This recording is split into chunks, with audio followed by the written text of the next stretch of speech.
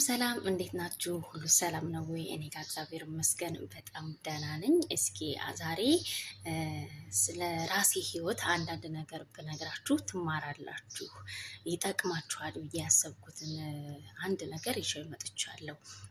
እሱም እንግዲህ አለ አይደለ፣ በአንድም ሆነ በተለያየ መንገድ የሆነ ነገር እንጀምራለን፣ ሳይሆን ይቀራል ወይ ደግሞ ይፈተንና የሆነ ብቻ መጨረሻው ደግሞ ጥሩ ያማረ እንጀራ ይሆናል። እና እስኪ ከራሴ ህይወት ይሄንን ነገር አውጥቼ ብነግራቸው እህቶቼ ወንድሞቼ ይማሩበታል ብዬ ያሰብኩትን አንዳንድ ነገር ብቻ ብዙ ይሄንን ነገር ቢያደምጡት ከብዙ ነገር ይቆጥባቸዋል ብዬ ያሰብኩትን ከራሴ እውነተኛ ህይወት ትንሽ ቆርሼ ላካፍላችሁ ወደድኩኝ ማለት ነው። እሱም ምንድነው? ስለ ፍቅረኛዬ ነው ዛሬ የምነግራችሁ። በመጀመሪያ እኔ እና ፍቅረኛዬ እንግዲህ አለ አይደለ፣ ሁላችንም ስንዋደድ የምንሰጠው ስም ሊኖር ይችላል እና ፍቅር ብዬ ነው የምጠራው።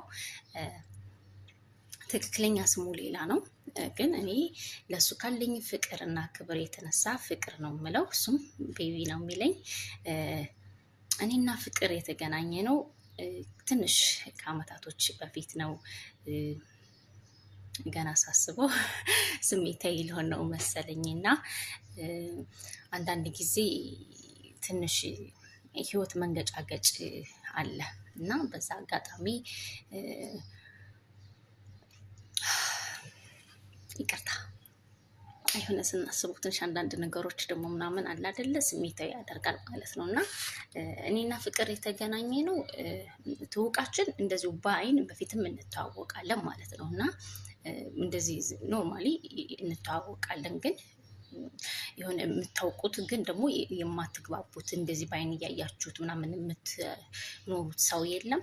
ልክ እንደዛ ማለት ነው። እና ግን እሱና እኔን እንዴት ነው ወደ ፍቅር የከተተን ከሚለው ልጀምርላችሁ ማለት ነው። ከአመታት በፊት በሆነ አጋጣሚ እኔ ኦፕራሲዮን መሰራት ነበረብኝ እና ልክ ለሕክምና ሁሉንም ነገር ጨርሼ ኦፕራሲዮን ሊሆን ሲመስለኝ 15 ቀን ምናምን ሲቀረው ነው እና ደም ማነስ አለብሽ እና ኦፕራሲዮን የምትሆኝበት ቀን እስከሚደርስ ድረስ ደም ያስፈልግሻል ተባልኩኝ ማለት ነው። እና እሺ ብዬ ከዛ አሁን ደም ማን ነው የሚሰጠኝ ምናምን ወይስ ደግሞ ምን ነገሮችን ብወስድ ደም ማግኘት እችላለሁ ምናምን ብዬ በዛ ሰዓት ላይ ነው እንግዲህ ተፍ ስል ከብዙ አመት በኋላ ተገናኘም ማለት ነው። ከዛ እንዴት ነው ምናምን ተባባልን።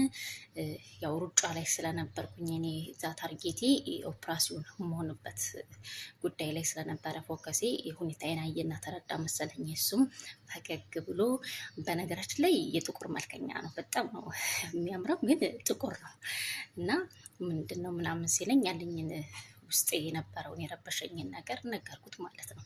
ያው ድሮም እንግባባ እንተዋወቅ ስለነበረ ለመግባባት ጊዜ አልወሰደብንም እና እንደዚህ ሁኜ ኦፕራሲዮን ሊሆን እንደዚህ ተብሎ ከዛ ታዲያ ምን ችግር አለ? ለምንድን ነው አንቺ ሀሳብሽን በግልጽ መናገር የማትፈልጊው? ለምንድን ነው የማትናገሪው?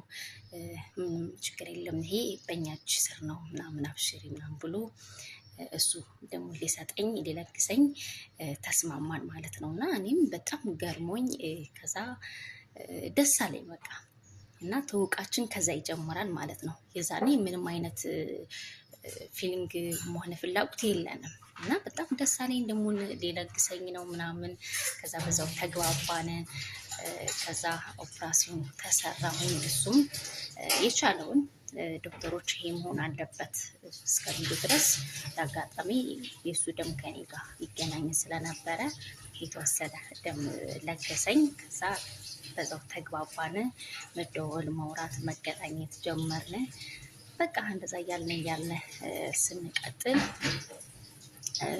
አሁንም ነገሮች ያው ቀስ በቀስ ተቀይረው ወደ ፍቅር ተቀየሩ ማለት ነው። ከዛ ግን እንደዛ እያልን እየቀጠልን አንዳንድ ጊዜ ቶሎ ካልተጠቃለላችሁ በመሀል ምን እንደሚገባ አታውቁምና ድንገት ግንኙነታችን ብሬክ ሆነ ማለት ነው። ግን ስንለያይ እጅግ በጣም በመከባበር ስርዓታዊ በሞላ መንገድ ስለነበረ ይሄን ያህል ውይሱ ወይም ደግሞ ውይሷ የሚያስብል አይነት ግንኙነት መለያየት አልነበረንም ማለት ነው። እና በቃ እንዳልኳችሁ በቃ ስርዓቱን የጠበቀ በመከባበር ነው በቃ ተነጋግረን ችግራችን መፍታት ስላልቻልን በቃ እዚህ ጋር ማቆም አለብን ብለን ተለያየን ማለት ነው። ግን እውነት ለመናገር ወድጄዋለሁ፣ አፍቅሬዋለሁኝ። ግን በቃ አለ አይደለ እሱ ጥቁር እኔ ጥቁር ብዬ ትንሽ እኔም አንዳንድ ጊዜ ይጓምልበት ጊዜ አለ ማለት ነው። ከዛ በቃ አላቅም እንዴት እንደሆነ የሆነ አንድ ነጭ ነበረ የምግባባው ማለት ነው። እንደዚህ ባይን ምናምን የምግባባው ከዛ በዛው ተቀነጠስኩኝና በቃ የሆነ ልክ እንደ ስፕራይት በሉት ያ ነጩ ማለት ነው። አንዳንድ ጊዜ ነጮች ይጥማሉ ስላችሁ ከሌላ እንግል እንዳትዩትና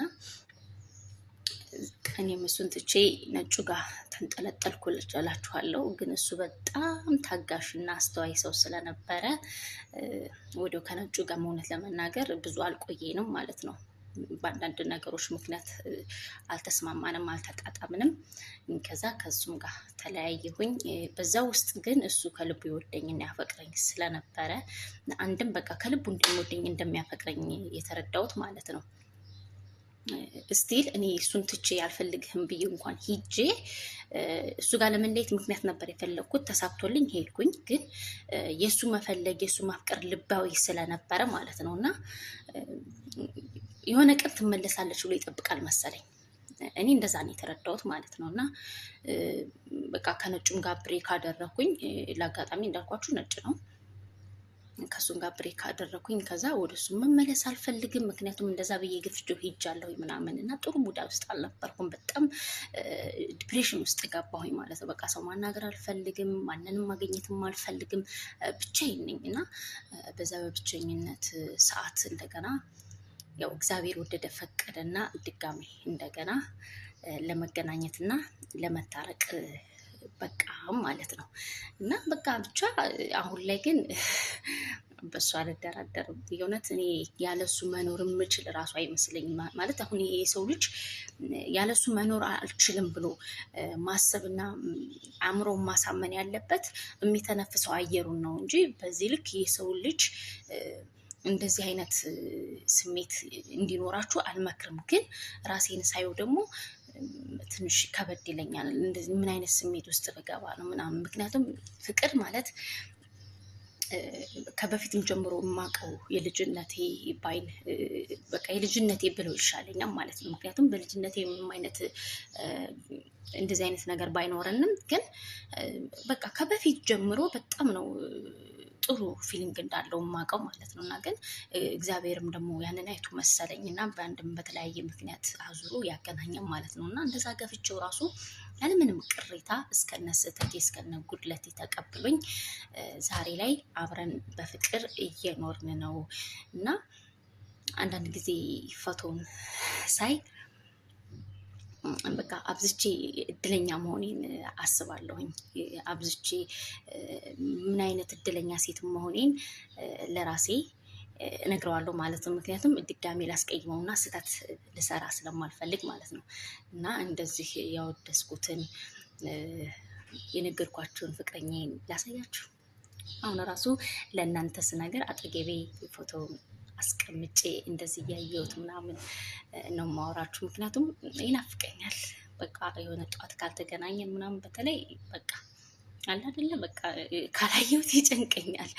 እና አሁን ራሱ በቃ እናንተ እንደዚህ ቪዲዮ ስሰራ ሳወራ ምናምን ፎቶውን ከዚህኛው ስልኬ ላይ ሾፍ እያደረኩኝ ምናምን ነው ቪዲዮ እየሰራላችሁ ያለሁት ማለት ነው። እንደዚህ አይነት ፍቅረኛ ሲሰጣችሁ እህቶቼ እጅግ በጣም በጥንቃቄ ልትይዙት ይገባል ማለት ነው። ምክንያቱም ውድ ነገር የሚያነሳው አይጠፋም። የፈለገ ነገር ቢሆን ማለት ነው። ውድ ነገር የሚያነሳው ብዙ ስለሆነ አንዴ ካመለጠ ደግሞ መልሶ እጅ ለማስገባት በጣም ከባድ ነው። ፍቅር እና እኔ ድጋሜ ለመገናኘት የበቃ ነው እሱ ለእኔ ያለው ፍቅር እኔ ለእሱ ካለኝ ፍቅር ከፍ ያለ ስለሆነ ነው እንጂ ለአጋጣሚ እኔ ያለኝ ለሱ ፍቅር ከሱ ቢሆን ከሱ ያለው ፍቅር ለእኔ ቢሆን አወዳደቄ እጅግ በጣም የከፋ ነበር የሚሆነው፣ እሰበር ነበረ። ነገር ግን እግዚአብሔር እድለኛ ሁኝ ብሎ እሱን ስለሰጠኝ መልሰን ለመገናኘት በቃን እላችኋለሁኝ። እና በጥንቃቄ ያዙት። ግን እንደዚህ ብዬ ያወደስኩትን ፍቅረኛዬን ሳላሳያችሁ ፎቶውን እንኳን ብሄድ ለእኔ ኃጢአት ነው የሚሆንብኝ። እና በቃ አሁን ራሱ ሴዚኛ ስልክ እያየሁት ነው የምንቀርጽላችሁ እና ላሳያችሁ። ምን ይመስላችኋል? እና ይህን ሁሉ የነገርኳችሁ ውዱ ጥቁሩ ፍቅረኛዬ ፍቅር ብዬ የምጠራው ይቺ ጥቁር ቡና ናት እላችኋለሁ ጋይዝ። በጣም ነው የምወደው፣ በጣም ነው የማፈቅረው። ጧት ቤቢ ካላለኝ እኔም ፍቅር ካላልኩት አይሆንም እላችኋለሁኝ። ለማንኛውም ይመቻችሁ። ስላዳመጣችሁኝ እስከ መጨረሻው አመሰግናለሁ። መልካም ቆይታ ይሁንላችሁ። ባይ ባይ።